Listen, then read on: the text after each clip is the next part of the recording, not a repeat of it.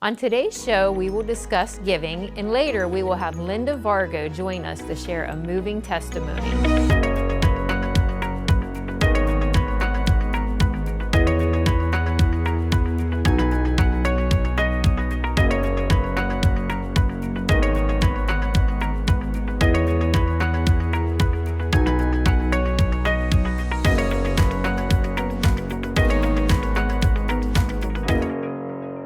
Don't know if you've noticed recently, but there's a lot of chatter about artificial intelligence, the collection of data. And I don't really know much about AI. I don't know. I know that data collecting is used everywhere, and it's used to determine patterns in sports. It's used in medicine.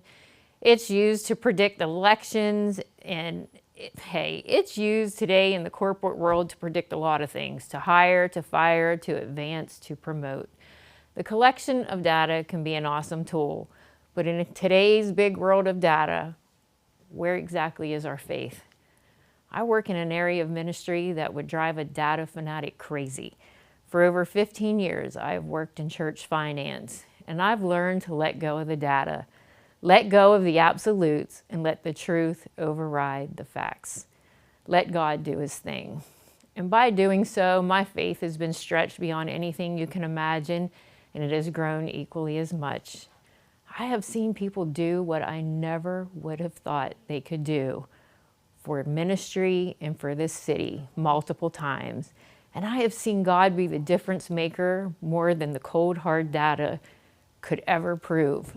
I love the story of when the king of Assyria has Jerusalem surrounded, and the data showed that King Hezekiah should have ran from that city as fast as he could. Why wouldn't he? The data showed several things. He was outnumbered. The Assyrians had never lost a battle, and they had just leveled several fortified cities on their way to this one. The data made things look pretty dire, so dire that the king of Assyria yelled out to Hezekiah, "And what are you trusting that you remain in Jerusalem under siege?" I love this story so much. The Assyrians couldn't understand why he stayed, and Hezekiah really didn't either, as he's running around in sackcloth, terrified, until, dun dun dun dun, the Lord was revealed to him, and faith trumped the data that day. The Assyrian army was annihilated, and not by the hand of Hezekiah, and not by the men of Jerusalem, but by an angel of the Lord overnight. This story and many others speak of faith over data. Jesus fed the 5,000 with a few fish and some loaves of bread, and Gideon and his pathetic army of 300 were victorious, and many, many more. Now let me be clear. There is a time and place for data, and it is very valuable. However, when it comes to trusting data or trusting God, well, I just hope I'm able to place his truth over my facts. And when we come back, just three ladies with big opinions, always backed by a biblical standpoint. So hey, let's talk about it. This segment is brought to you by Harry's Construction, whose motto is, "If you can dream it, we can create it."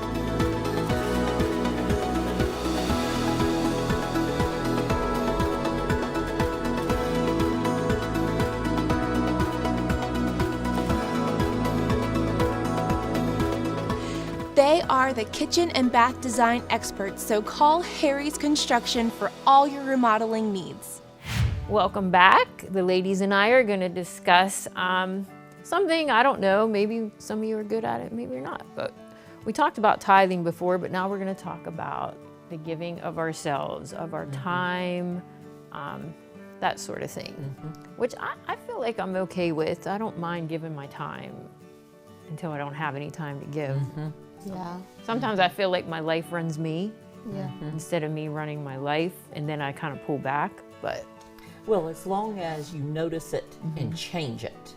Oh, not I feel it. continue on that same path. Yeah. I know some young moms who overdo. Our family is our little church. We have to minister to our family. I had a friend one time. He was a young adult, early 20s when he met Jesus, and he was all in. And he said, I realized when I got the Holy Ghost that I also got the Holy Goes. And he said I was never at home blessing my family. And I'm like, and that's been a lot of years ago, and I have not forgotten that yet. And I'm like, I'm going to remember that. And we tend to do that. We get do. in overdrive, and We then we're do. burned out. Yeah. Yeah, I feel like if my time gets full, I can start to feel anxious and get moody about it because it's like I need that me time. So for me, the more full my days are, I can feel that I'm not in the right headspace. And so I do try to be careful with my time, maybe a little too much, but We should not feel guilty because of rest. yeah. But giving of our time is extremely important. And I think that looks different for every Christian. It should look different for every Christian. It doesn't always mean going to church for a Bible study. It doesn't mean that all the time. Right. I look at, like, my husband is a go, go, go guy, and he seems to handle it very well. That's just, he's okay in that zone. I think for him, if he has too much rest, that's not a good mindset for him. There is balance, obviously, but I think, he more is on that side of things, where I'm probably more on the other side, where less is more for me, Right, right. But I want to be that person that can be there for somebody else. And I remember years ago, I used to be on, we called it, you probably remember it, because I think I did it at your house, but we were called the Mop and Bucket Brigade around here. And we would go and help pastors move into their houses and clean them up. We painted and stuff like that. And they were very good, fun times, because at that time we had some very special older ladies that I felt like just Reporting into you while you were working. while we're Yes. cleaning windows and doing grunt work type things. And I don't want to get to that place where I feel like I am too good to do those types of Yeah. things, because there's a lot to glean from those things. So it doesn't necessarily, giving of your time doesn't mean you as a single individual are going to give to another single individual. It can be a group thing. Yeah. Oh, yeah. That you can do together. And I mean, I have seen people go and clean up a playground that was in a neighborhood that's not great, And when you're doing it together, it just really brings you closer. Yeah, I even when I talk to ladies who I've connected to be a mentor to someone, I'm like, this doesn't mean that you need to give all your time and be on the phone with them constantly and, just be with them constantly. What it means is that maybe sometimes you're just going to go grab some coffee. Yeah. You're just going to go grab coffee, and that's it. That's all that you're doing, And so I think sometimes we can get overwhelmed, like, well, what does that mean for me to walk in that? I don't know if I want to be a mentor and take that on. People get afraid of that word because they do think, oh my goodness, this is a forever commitment. Right. For hours a day. No, it's different for different seasons of life. Absolutely. Because they need to be growing and maturing on their own too. But And how can we spur someone on to be a mentor if we are not mentors? right. Right. And so I think, one other thing I look at is hospitality. Like, are we welcoming, not just in our home, but in our home? But if you're not comfortable with someone coming to your house for whatever reason, then do the coffee or go on a shopping trip or find something, go to a park, do something to be hospitable to those in your life, to encourage and love on. Are we taking the time to do those things? And their relationship building steps. And I've never, tonight I told you, I said I need to be home by such and such a time. Do you know why? I'm going across the street to the widow's house across the street for cauliflower crust pizza. It's our thing. Yeah. It's our thing. Yeah. And honestly, on a day like today, I could just go home and just shut myself in and be quite content with that. Yeah. But I'm not going to do that. I am not going to do that. And once I'm there, it's going to be a great time. Yeah. It's going to be a great time. Yeah. She's a good Christian woman. I always enjoy her company. Always. I love that. And did we put ourselves out there to make some of those things happen? Because I think sometimes we wait for others to come to us and invite us to coffee or invite us over to their house or whatever. And like, oh, why doesn't anybody? Are you stepping out and stepping into some of that? Because sometimes it takes you to do it. That's right. It does. Yeah. Put yourself out there. Yeah. Be brave. Yeah. You know, I mean, you're going to be amazed at the people who want to be with you. Yeah. And I've found that as I give of my time and as I am hospitable, not only am I helping that person, but what it does for my spirit. That's right. That's right. Like it brings me joy and it brings memories that I hold on to with those people. It does. And it encourages my heart. And so it's not just about although it's important what we're doing for others, but what it's coming back for you and bringing to your spirit. And that's why I think we need to do more of that. And it doesn't need to cost a thing. No. And sometimes you're right, because sometimes it's just a phone call. Right. Because a phone call to talk, that takes time. Yeah. And I cannot tell you how many people say, well, nobody ever calls me. Honestly, people don't call me either. I call people. That's right. And I'm okay with that. I do. I call you. I call you. Because I think of you, and that's just, hey. And it doesn't have to be an hour conversation. If it is, because you know me, I would love it. But it's just a way of saying, hey, how you doing? Or, hey, I got something fun I want to share with you, or whatever. I keep going back to your bucket brigade, though. I really like that. I think because it's We are not resurrecting that ministry. no, well, no. You don't have to. You don't have to. But because it's spring, if you notice that your neighbor's yard has not been tidied up from twigs and leaves and all that stuff, get a couple other of your neighbors and do it together. Spend an hour. My goodness. It brings you together. I love that. I do love too. that. So sorry, we probably will try to. Wait till you see in the bulletin. Oh, the bucket brigade. Yeah. Back and Teresa's leading. I know. I did about 4 or 5 places. And I used to have a best friend when we were both young. Our kids were little. And in the spring, when you want your house clean and open the windows and all that, we would help each other clean our houses, do the big clean, you know? And then in the evening, our families would all have dinner together. We'd have hot dogs or hamburgers or something. I loved doing that. Yep. Loved doing that. Yeah, and one thing it's not about, we don't have to change ourselves, okay? Don't look to change yourself If you are to fit changing in. yourself, it's the wrong thing. Right.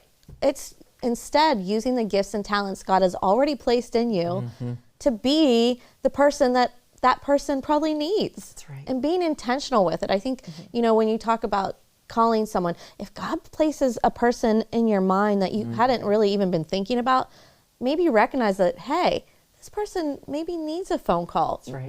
needs a text, needs a letter sent to them, something to encourage them. Listen to that nudging. Right. Yes. Listen to it. Yes. Sometimes it means writing a note, which we Yep. don't do very often. And I love But notes. think about when you get one in the mail. I know. How much it means to you. and a note is different than a text. I'm sorry. It is. It is. It It's is. It is. Yeah. I love when I talked in a tip recently when I got one in the mail. Yes. And it's like, and all it was encouraging. Yep. Encouraging. And it was like, oh, that means so much to me. Yep. Like it really did. And I'm going to keep it. That's right. And was it you who gave me the book like she has Yeah. of all the memories? It's going in there. Yeah. It's There going you in go. there. Kelly's totally positive stuff. Yeah, there you go. I love There you that go. because it is a great memory. I wondered if you still had it. I do. All right, so there you go, everybody. We all know we're all on limited time. There's 24 hours in a day. I just ask that use yours wisely. Be willing to give just as much of your time as sometimes it's easier just to give money. That's easier for some people than to give their time. But just be willing to step out there and give a little bit of your time. And when we come back, we will have our guest for the day. Next time on Let's Talk About It, we will talk about God's mercy and His grace. And then later we will have Riza Gray join us from our live recording. So this year I am the acting principal of an elementary school here in Altoona called McAuliffe Heights. I got into education because I have 6 educators in my family. I have lots of aunts and uncles who come from that background. So education was always like a big part of my life. All that and more on Let's Talk About It. Welcome back. We have a very special guest and friend, I would say. Well, thanks. Yeah. Yes. So this is Linda Vargo, and I want you to tell us a little bit about yourself. My name's Linda Vargo. I have 2 grown children and a son-in-law. I just found out recently I'm soon to be a grandma, so I'm so excited. Good for you. Yes. When? It's that new, I don't know yet. Okay. Within the next 9 months. Yeah, there you go. Perfect. Yeah. Congratulations. Thank you very much. Awesome. I work full-time and I attend Transformation Church. Yes. So something happened in your life that was extremely life-changing. And I want you to tell us a little bit about that and how you kind of landed here. All right. Before you start, how many years ago was this? Because I'm not even sure. It would have been 20, okay, Cheyenne graduated 2022. It would have been Okay. May of 2022. Okay, go ahead. Okay, so imagine it. It's Sicily, 19. No, I'm joking. I love it. Perfect. So listen, Golden Girls. yes, I love the Golden Girls. So May of 2022, my son got into a car accident. I got a phone call. And he said, Mom, I'm in the hospital. It's okay. Don't worry about it. Finish out your day at work. Okay, we're moms. Right. Yeah, that's not happening. I'm thinking, yeah, right. Tell me not to I'm worry. on my way. Where are you at? So fast forward a little bit that night. They tell me my son is not going to walk again. I had had some stuff happen from 2020 to that point. I had been diagnosed with MS. My relationship had ended. It was just bad thing after bad thing. And then all of a sudden, my son's not going to walk again. All right, I can do this. But I'm gonna do this my way because everything I do doesn't work. So tonight when I leave here, I'm gonna go get high. I'm gonna feel good for at least a few hours. I go talk to some doctors, I come back. I have a friend who attends church. I'm gonna give it one last shot. Do you have anybody that I can talk to? It couldn't be that particular friend for a multitude of reasons. I said, do you have anybody I can talk to that'll talk to me now? She goes, I do. She goes, I can have Kelly Ferguson call you. That night I called Kelly. Well, Kelly called me or someone called someone. And we did not know each other Oh, at all. Okay, we had Okay. no relationship at all. In fact, I'm pretty sure I interrupted her dinner that night. I think I might have said, did I interrupt dinner? But she was so gracious and she talked to me and I was not in a good place at all. In fact, I remember saying, if your God's so real, he hates me. I had a list of about 100 reasons why I thought God hated me, which is crazy because now those 100 reasons are my testimony. Yeah. All of them. Yeah. Plus probably some I don't even count.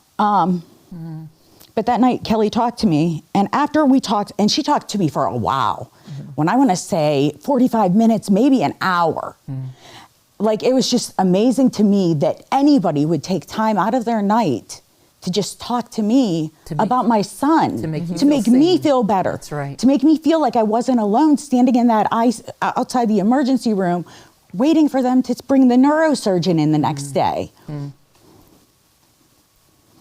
After I got off the phone with Kelly, I did feel a little better, but I stood there at that door and I said, all right, God, I'm gonna make you a deal. Yeah, that's what I did. I made God a deal. Yeah. I said, let my son walk and I will go to church for 4 weeks. That's at the point, that's where I was in my life. That's how low I was. Let him walk ever and I will go to church for 4 weeks. 4 weeks. That's funny. Yeah, 4 weeks is a good. Yeah. Oh, it gets worse. Sorry, I'm just being real. I love it. So the next day we see neurosurgery. Xander's not going to need surgery. Thank you. All right, I'm going to go to church. Not a big deal. I'm going to go to church on Sunday. Xander's still going to be in the hospital. That was on a Friday. He was in the accident. My son walked out of the hospital on Sunday. Walked out of the hospital on Sunday. Hold on. Goes back to work on Monday in a back brace. Fast forward to now, you can't tell Xander broke his back or that he walked around in what they call a turtle shell for 6 weeks, 8 weeks, I'm not sure, 6 to 8 weeks, somewhere in there.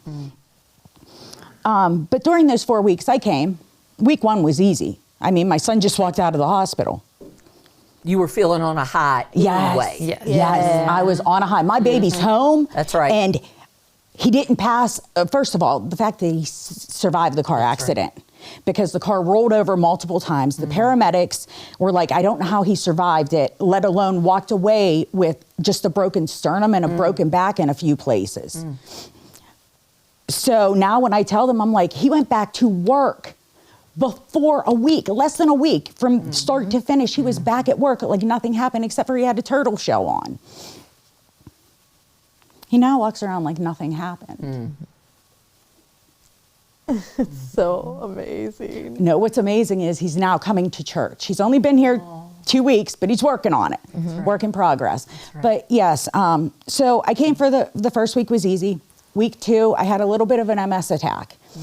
And I didn't realize it at the time, but I was definitely justifying it. Oh, I don't have to go to church. And God was like, pump your brakes, Peterbilt. And yes, that's how he talks to me. He goes, pump your brakes, Peterbilt. You need to get to church. Well, I'll be honest. I walked in here. I hadn't brushed my teeth. I did wash my face. I had ran in the door because it was about to be church time. And he was right. My son not only walked, but he was up walking like nothing happened. I had no reason to lay in bed. So I came the first 4 weeks. Week 4, Pastor Jim gave a sermon about being mad at God. And I swear Pastor Jim was in my head that day. Yeah. I went back and I watched it a couple times because I still can't figure out what it is he said that day, that God was like, okay, you've been here, but you haven't been here. Well, it takes 28 days to form an addiction or break an addiction. All right, God, I'm going to go all in for 28 days. So now he has his 4 weeks and 28 days. I feel like I'm doing God a favor, right? Right. Isn't it? Aren't we funny that way? I went all in for 28 days, and now I'm here talking to you ladies. I know. Wow. God. Right? You have had such a transformation that I've got to witness. And ladies, I'm telling you, she is all in. She's all in. And she is fighting for God's kingdom. And she's out there being a vessel that's used. And, you know, yeah, maybe I played a small part in it, but I don't even, that's God. God did something incredible in and through you. And he is using you in so many ways. Now, tell me some of the transformations you've seen in your life. Every relationship in my life has gotten better. There's one I'm still working with my mom. We're working on that. It's a work in progress. I say homie has it. I'm going to let the ball in his court. My relationship with my kids, my relationship with my friends, my coworkers, everybody, just normal public is different. Life is different. Because you were transformed from the inside out. Yes. I went to my pastor one time and I asked him, I said, Pastor Jim, I said, is a Damascus Road transformation still possible? And I don't know how God got me there because I'm going to be honest, I didn't know anything about Damascus Road or any road. I didn't grow up in the church. I think I had gone to church maybe if I'm being gracious, maybe 20 times in my life. So it was just crazy to me why during that 28 days of going all in, I was just hooked. I love it. I mean, there is such a joy that radiates from her now. There is, and like your whole friend circle here, she's like a leader. She is. She's a leader. She's absolutely a leader. Yeah. Well, thank you. Yeah. You are. And she hugs every Sunday. And if I don't see you on a Sunday, I miss you so much. Like, you are a light. And you really do bring joy to people. And I know that, you know, maybe others built into you and now you're using that to build into others. And it's just encouraging to see. It truly is. And I want you to know that. Well, thank you. But that's what we're supposed to do. We're supposed to lead the people who are one step behind us and or one step ahead of us. We all can help each other grow. That's right. So I'm going to leave you with that powerful testimony, and I just want to say this to you and to Linda, that he would have healed her boy without the deal, because he loved her right where she was, and he loves all of us right where we are. He's just not really the deal-making God. He don't need our end of the deal to make it work. So when we come back, we will have our tip for the day. We wanted to send a special thank you and shout out to these businesses for supporting Joy in the City benefit that we had. Thank you to Broadway Bakery for the amazing dessert table, to Always a Party for your donations. Thank you to JMM Hair Salon and my favorite nail tech. Thank you to Greenwood Steakhouse, Best Way Pizza in Greenwood, Village Pantry, Woody's on the Boulevard, Bedford Candies, Legetta's, 3125 Boutique, Mitchell Farms, Mansion Donuts, JJ Hadley's, Philly Pretzel Factory, Harry Houck's Construction, Primerica Financial Services, The Nehemiah Project, Inspire Broadcasting, Main Effects Salon, Bonnie Williams, The Clay Cup, Giant Eagle, Advantage Resource Group, Dick's Home Care, The Lighthouse, Blair County Sheriff's Office, Newsworthy Network, Transformation Church, International Overdose Families United for Change, Tyrone Community Outreach, Break the Mold, Complete Insurance Services, Absolutely American, and Out of the Shell for your donation of gift cards, basket items, or sponsoring a table. This event was only made possible because these businesses, restaurants, and churches in our area decided to step up and help. So we encourage you to visit one of them and learn about these great organizations right here in our city. And again, thank you. Welcome back. So my tip for the day is, I think, a really good one in light of how expensive eggs have gotten. Like the price of eggs, what is going on? They're like through the roof. So I thought maybe I'd help you guys out today by telling you some substitutions you can use in your baking instead of using eggs, because they're like gold right now. So 1 egg equals a teaspoon of baking soda and a tablespoon of vinegar. Okay, write that one down. And that can be used in cakes and brownies. 1 egg is equal to a 1/4 cup of unsweetened applesauce. And that can be used in cakes, brownies, and some quick breads. All right, next one. 1 egg is equal to a 1/4 cup of yogurt. And that can also be used in cakes, brownies, quick breads, and some bar cookies. And the last one is 1 egg is equal to a 1/4 cup of mashed bananas. And that can be used in cakes, brownies, and quick breads. So if you have any other ways that we can substitute the golden eggs and make our dishes still taste good, reach out to us on Facebook, and we hope to see you back here again next week on Let's Talk About It.